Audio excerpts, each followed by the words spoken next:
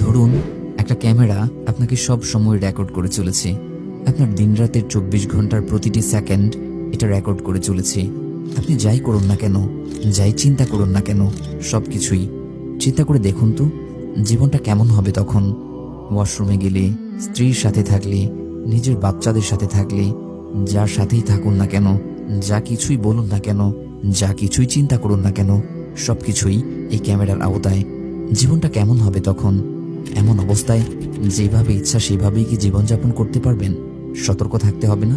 মনে রাখতে হবে না যে এমন মন্দ কিছু করা যাবে না যা ক্যামেরায় রেকর্ড হয়ে যায়। সত্যি কথা হলো, আমরা আসলেই এমন একটা ক্যামেরার আওতায়, আর এই ক্যামেরা মানুষের উপলব্ধির চেয়েও অনেক অনেক বেশি শক্তিশালী। আমাদের জন্ম থেকে মৃত্যু পর্যন্ত আমাদের প্রতিটি কর্ম, উচ্চারিত প্রতিটা শব্দ, এমনকি আমাদের চিন্তাগুলোও নিখুঁতভাবে রেকর্ড করা হচ্ছে। কোনো কিছুই বাদ দেয়া হচ্ছে না। আচ্ছা, এই ভিডিও রেকর্ড কেন রাখা হয় বলুন তো? রেকর্ড তো রাখা হয় পরে একসময় এটাকে ব্যবহার করার জন্য, তাই না? একদিন এই রেকর্ড আমাদের বিচারের জন্য ব্যবহার করা হবে। বুঝতে চেষ্টা করুন, আপনাকে এই পৃথিবীতে পাঠানো হয়েছে পরীক্ষা করার জন্য। আল্লাযী খালাকাল মাউতা ওয়াল হায়াতা লিয়াবলুয়াকুম আইয়ুকুম আহসানু আমালা। আমি সৃষ্টি করেছি জীবন ও মৃত্যু, তোমাদের মধ্যে কে কর্মে উত্তম তা পরীক্ষার জন্য।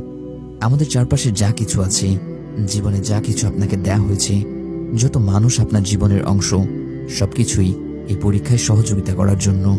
প্রতিটি সিঙ্গেল মুহূর্তে আপনাকে পর্যবেক্ষণ করা হচ্ছে, সাক্ষ্য রাখা হচ্ছে সবকিছুর।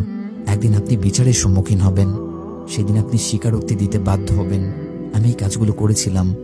এই জন্যই কোরআন এই কথাগুলো আমাদেরকে বারবার বলে গেছে রিমাইন্ডার হিসেবে, আপনার চিন্তা ভাবনা থেকে সকল কুয়াশা দূর করার জন্য, আপনাকে পরিষ্কার একটি ধারণা প্রদান করার জন্য।